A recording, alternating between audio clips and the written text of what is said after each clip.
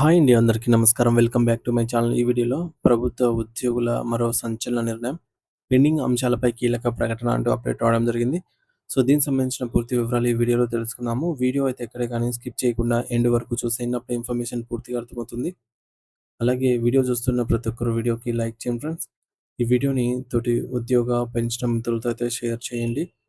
కొత్తగా మన ఛానల్ చూస్తున్న వారు ఇంకెవరైనా సబ్స్క్రైబ్ చేసుకోకపోతే వెంటనే మన ఛానల్ అయితే సబ్స్క్రైబ్ చేసుకోండి. సబ్స్క్రైబ్ చేసుకోవడం వల్ల నేను చేసే ప్రతి ఒక్క వీడియో మీ వరకు రీచ్ అవుతుంది. ఇక ఆలస్యం చేయకుండా వివరాల్లోకైతే వెళ్ళిపోదాము. ఫ్రెండ్స్, ఇక విషయానికొచ్చినట్లయితే తెలంగాణ రాష్ట్ర ప్రభుత్వ ఉద్యోగుల మధ్య ఇప్పుడు ఒక పెద్ద ఎత్తున అలజడి మరియు అసంతృప్తి మొదలైంది. ఇది రాష్ట్ర పరిపాలనలో ఒక సంచలనమైన మలుపుగా అయితే మారుతోంది.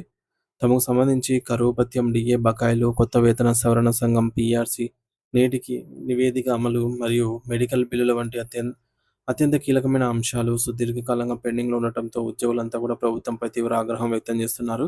సాధారణంగా ఏ ప్రభుత్వానికైనా ఉద్యోగులే వెన్నెముక వంటివారు. కానీ తమ న్యాయమైన హక్కుల కోసం ఏళ్ల తరబడి నిరీక్షించాల్సి రావటం వారిని తీవ్రంగా కలిచివేస్తుంది.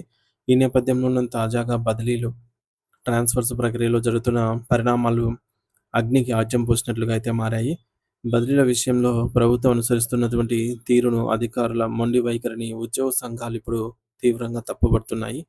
ముఖ్యంగా బదిలీలకు సంబంధించి ప్రభుత్వం జారీ చేసినటువంటి స్పష్టమైన ఉత్తర్వులను క్షేత్రస్థాయిలో ఉన్న ఉన్నత అధికారులు ఏమాత్రం పట్టించుకోవటం లేదని, వాటి అమల్లో తీవ్రమైన నిర్లక్ష్యాన్ని ప్రదర్శిస్తున్నారని ఉద్యోగులైతే మండిపడుతున్నారు.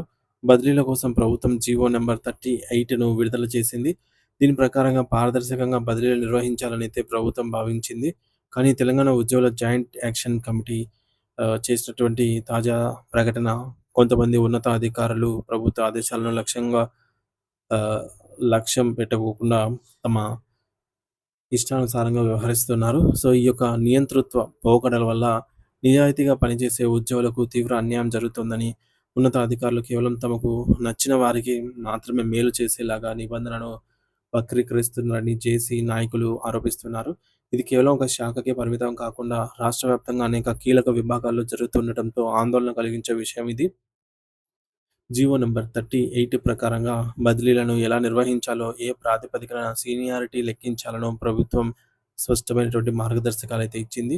అయితే కొన్ని శాఖల్లో ఉన్నతాధికారులు ఈ యొక్క ఉత్తర్వులకు తమకు తోచినట్టుగా వక్ర భాషను చెబుతూ తప్పుడు నిర్ణయాలు తీసుకుంటున్నారని జేఏసీ తీవ్ర నిరసన వ్యక్తం చేసింది. ఆర్థిక శాఖలోని కొన్ని విభాగాలు, ఆయుష్, సంక్షేమ శాఖలు వంటి ఇతర కీలక విభాగాల్లో ప్రభుత్వ నిబంధనల ప్రకారంగా ఒకే స్టేషన్‌లో 4 సంవత్సరాల సర్వీసు పూర్తి చేసుకున్న వారిని తప్పనిసరిగా బదిలీ, ట్రాన్స్‌ఫర్ చేయాలని నిబంధన అయితే ఉంది. కానీ ఈ యొక్క బదిలీలు మొత్తం సిబ్బందిలో 40% మించకూడదనేటటువంటి ప్రభుత్వం పెట్టిన మరో నిబంధన అయితే ఈ యొక్క శాఖల అధికారులు మాత్రం తప్పుడు లెక్కలు చెబుతూ 4 ఏళ్ల సర్వీసు పూర్తి చేసుకున్న వారు 40% చేరుకోకపోయినా ఇంకా తక్కువ సర్వీస్ అంటే కేవలం 3 సంవత్సరాలు పూర్తి చేసుకున్న వారిని కూడా బదిలీ చేస్తామని అనటంలో ప్రభుత్వం నిబంధనలకు విరుద్ధమని అయితే జేఏసీ వివరించింది. సో, ఎస్సీ అభివృద్ధి శాఖ కమిషనర్ గారైతే ఒక అడుగు ముందుకేసి దశాబ్దాలుగా నడుస్తున్నటువంటి ఆచారాలను మరియు ప్రభుత్వ ఉత్తర్వులను తుంగలో దొక్కేస్తున్నారు. సాధారణంగా ఉద్యోగ సంఘాల నాయకులకు బదిలీల నుండి మినహాయింపు ఇచ్చే వెసులుబాటైతే ఉంది. తద్వారా వారు ఉద్యోగుల సమస్యలపై దృష్టి సారించగలరు. కానీ ఈ శాఖలో సంఘం నాయకులకు కనీసం గౌరవం ఇవ్వకపోవడమే కాకుండా ఆ యొక్క మినహాయింపులను ఇవ్వటానికి నిరాకరించడం పెద్ద వివాదానికి దారితీస్తుంది. మరికొన్ని శాఖల్లో కేవలం అధ్యక్షులు మరియు కార్యదర్శికి మాత్రమే మినహాయింపైతే ఇస్తున్నారు. కానీ ప్రభుత్వ ఉత్తర్వుల ప్రకారంగా సంఘ కార్యకర్త మొత్తానికి కూడా ఈ యొక్క వెసులుబాటు వర్తిస్తుంది. మరి అధికారులు ఇటువంటి మొండి వైఖరి వల్ల ఉద్యోగుల్లో ప్రభుత్వంపై వ్యతిరేక భావం పెరుగుతోందని, అధికారులు ఉద్దేశపూర్వకంగానే ప్రభుత్వాన్ని బదనాం చేసేలాగా ప్రవర్తిస్తున్నారనైతే జేఏసీ నాయకులు ఆగ్రహం వ్యక్తం చేస్తున్నారు. ఆయుష్ శాఖలో పరిస్థితి మరీ దారుణంగా ఉంది. అక్కడ ఖాళీగా ఉన్నటువంటి పోస్టుల వివరాలను బయటపెట్టడం లేదు. బదిలీలకు అర్హత కలిగినటువంటి ఉద్యోగుల సీనియారిటీ జాబితాను ప్రకటించడం లేదు.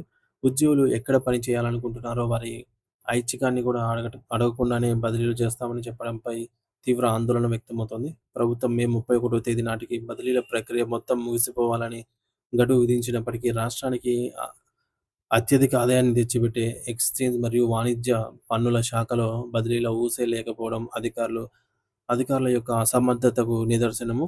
ప్రభుత్వం ఇచ్చినటువంటి ఉత్తర్వులను ఉన్నతాధికారులే పాటించకపోవడం ఏమిటని జేఏసీ నాయకులు సూటిగా ప్రశ్నిస్తున్నారు. ఇటువంటి అలసత్వపూరిత వైఖరిని ముఖ్యమంత్రి రేవంత్ రెడ్డి గారి దృష్టికి మరియు ప్రధాన ప్రభుత్వ ప్రధాన కార్యదర్శి సీఎస్ దృష్టికి తీసుకెళ్తామని, అన్యాయం జరిగిన ప్రతి ఉద్యోగికి న్యాయం జరిగే వరకు కూడా పోరాడతామని చెప్పేసి వారు స్పష్టం చేశారు. ఫ్రెండ్స్, మనం చెప్పుకున్నట్టుగా ఈ వీడియోలో జీవో ఎంఎస్ నెంబర్ 38 ఉల్లంఘన బదిలీల కోసం ప్రభుత్వం విడుదల చేసినటువంటి జీవో ఎంఎస్ నెంబర్ 38ని ఉన్నతాధికారులు తమకు నచ్చినట్టుగా అమలు చేస్తున్నారు. సర్వీస్ నిబంధనలు 4 ఏళ్ల సర్వీస్ నిబంధనలను పక్కన పెట్టి 3 ఏళ్ల సర్వీస్‌లో ఉన్న వారిని కూడా బదిలీ చేయడానికి అధికారులైతే ప్రయత్నిస్తున్నారు. పారదర్శకత లోపం ఆయుష్ వంటి శాఖల్లో ఖాళీల వివరాలు మరియు సీనియారిటీ జాబితాను బహిర్గతం చేయటం లేదు.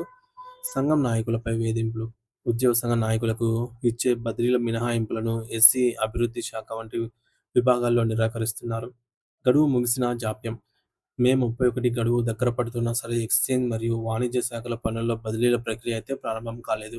సీఎంకు ఫిర్యాదు అధికారుల మొండి వైఖరిపై ముఖ్యమంత్రి రేవంత్ రెడ్డి గారికి మరియు సీఎస్కు ఫిర్యాదు చేయాలని జేఏసీ నిర్ణయించుకుంది.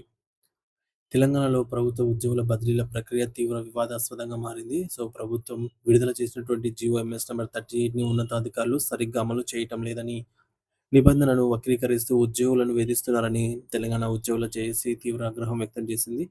ముఖ్యంగా ఆయుష్, సంక్షేమ శాఖ, ఎక్స్చేంజ్ శాఖల్లో పారదర్శకత లేకపోవడం, 40% బదిలీల పరిమితిని అతిక్రమించడం వంటి అంశాలపై అభ్యంతరం వ్యక్తమైంది.